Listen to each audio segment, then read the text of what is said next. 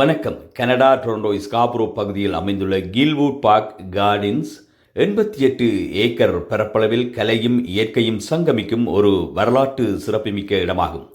முற்றிலும் இலவசமான இந்த பூங்காவில் அநேகமான கனடிய புகைப்பட பிடிப்பாளர்கள் சென்று வெளிப்புற படப்பிடிப்புகள் மேற்கொள்வார்கள்.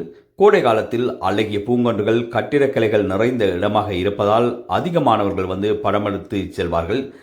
நாங்கள் நண்பர்களோடு நேரம் கிடைக்கின்ற போது இங்கே சேர்ந்து வருவது உண்டு. இங்கு பல நேரங்களில் திருமணம் போன்ற பல நிகழ்வுகள் வேறு நாட்டவர்களால் செய்து கொள்வார்கள்.